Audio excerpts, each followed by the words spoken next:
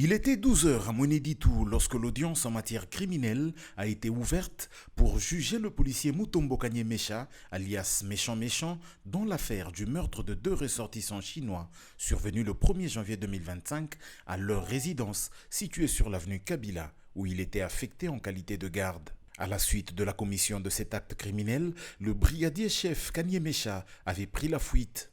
Une battue a été organisée par les autorités policières locales, accompagnée d'une large diffusion médiatique et du placardage d'avis des recherches comportant la photographie de l'incriminé. Retrouvé 7 jours après les faits, le prévenu a été présenté devant les tribunaux vêtu de son uniforme de policier, conformément aux usages. À la lecture de l'acte d'accusation, il ressort qu'il est poursuivi pour meurtre et tentative de meurtre.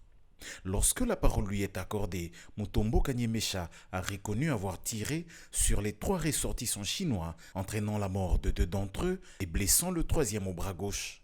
Dans le cadre de sa défense, il a déclaré avoir été humilié par le passé par un des Chinois à qui il avait demandé de l'aide.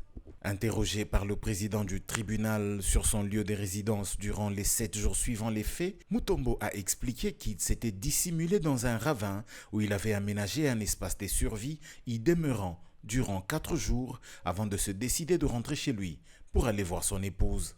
Il a également affirmé avoir dissimulé son arme et son uniforme dans une des toilettes sur le chemin après avoir quitté le lieu du crime. S'agissant de sa dernière déclaration, Méchant Méchant a sollicité un renvoi de son procès au lendemain, vendredi 10 janvier.